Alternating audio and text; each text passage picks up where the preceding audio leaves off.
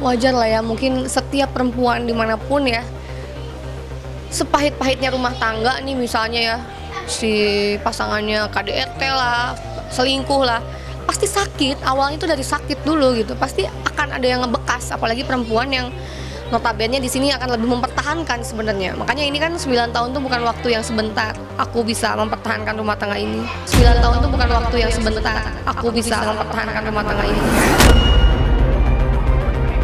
Aku tuh alhamdulillah sama ini ya fokus kerja sama-sama sama dia kan jadi manajer aku juga, sama-sama menikmati waktu kerja itu kayak waktu pacaran aja, jalan-jalan bareng segala macam. Tapi ternyata memang itu ternyata salah, maksudnya kita tidak bisa menyatukan antara pribadi dan kerjaan, satu itu. Kedua, ada hal-hal yang terlupakan dalam rumah tangga kami, itu aja sih.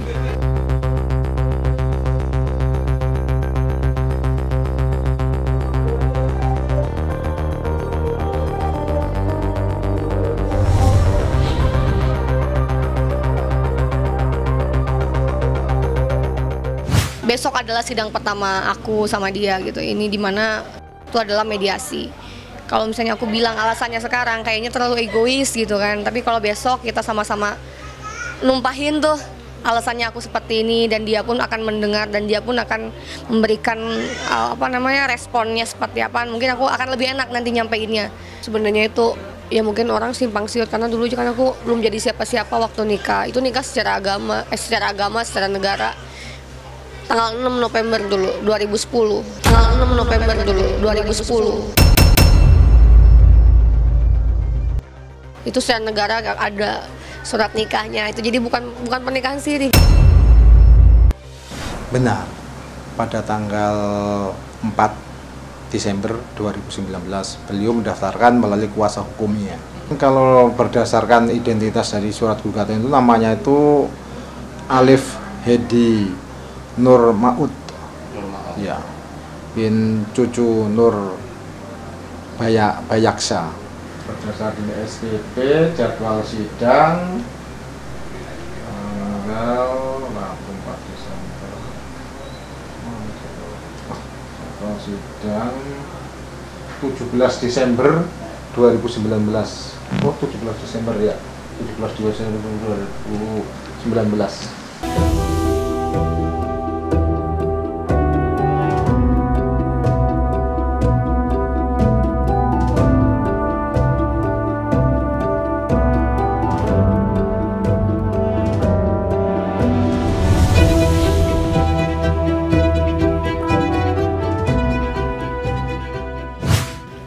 Sebenarnya itu ya mungkin orang simpang siur, karena dulu kan aku belum jadi siapa-siapa waktu nikah. Itu nikah secara agama, secara negara. Tanggal 6 November dulu 2010.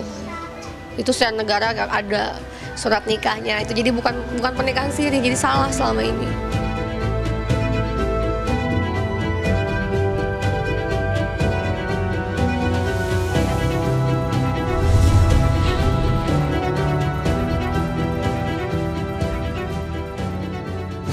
Selama ini aku yang selalu maafin dia setiap kita ada cekcok segala macam, memaklumi dia, memahami dia gitu. Dia pun pasti shock pas kemarin aku minta talak tuh.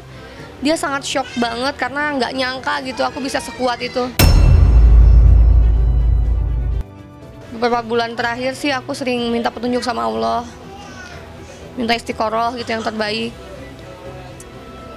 Ternyata satu ketika ya itulah, pagi-pagi aku tiba-tiba kayak dikasih kekuatan untuk memutuskan ini semua. Setiap aku sering cekcok sama dia, sering berantem sama dia, sudah tidak nyaman lagi, merasa ada yang kurang dalam rumah tangga. Perpisahan tuh pasti hatiku aja lemes sampai detik ini, kayak nggak nyangka aja aku harus mengalami seperti ini, aku udah gagal. Kayak nggak nyangka aja aku harus mengalami seperti ini, aku udah gagal.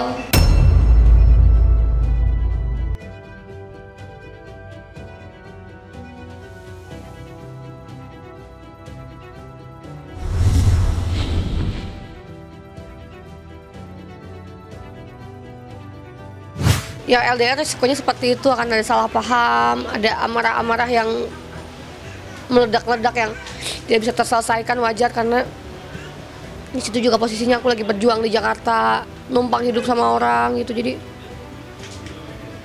ya aku tahu lah, dulu aku masih belum dewasa sama dia juga, di umur pernikahan yang ke 2 tahun lah waktu itu. Di reject dari duo itu aja, aku lupa tahunnya.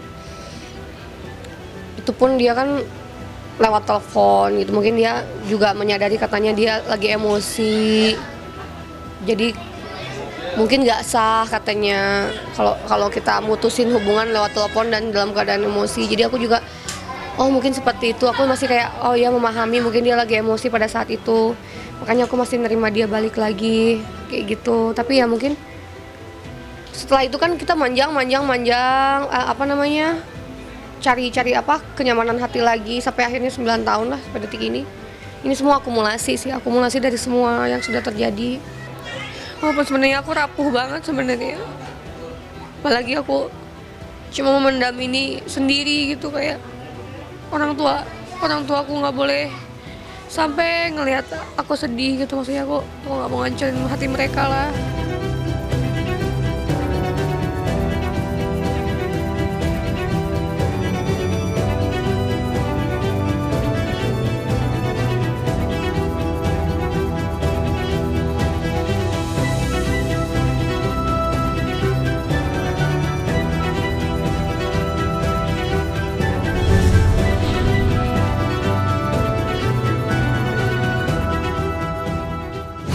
Ini ceritanya aku mau ngasih surprise buat bapak saya.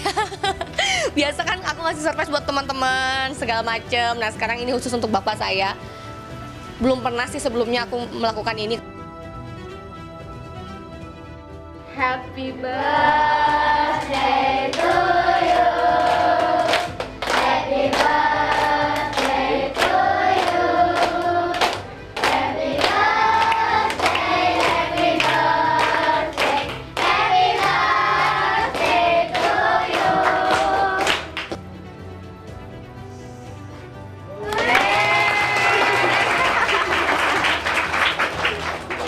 Bapak panjang umur, terus pokoknya bapak bahagia dengan bapak yang sekarang.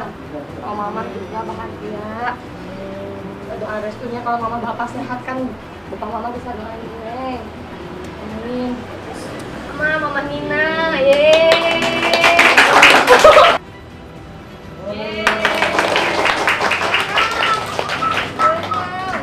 Bahagia sekali, Bapak bahkan nggak tahu dibawa ke sini, bikin kejutan. Mudah-mudahan doa-doa dari anak yatim semua buat Bapak, khususnya buat keluarga Bapak semua, mudah-mudahan diberi kesehatan. Ada hak untuk bahagia untuk anak Bapak sendiri, itu Bapak serahkan sama anak Bapak aja, sama Neng aja ya.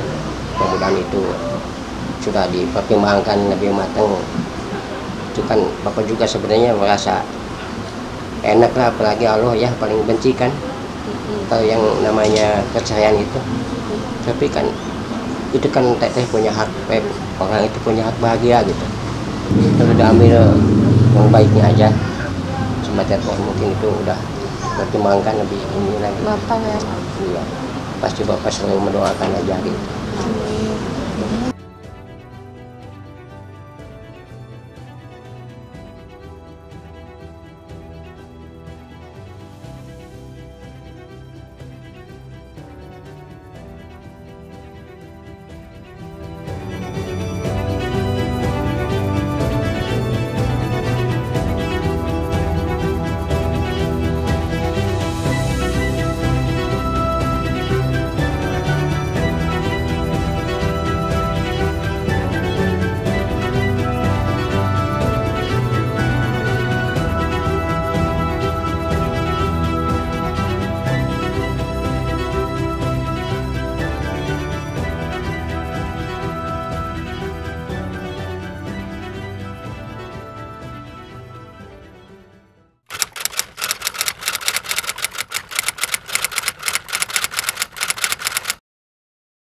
Jadi jangan lupa untuk subscribe Cumi Cumi. Ditekan ya tombol lonceng merahnya.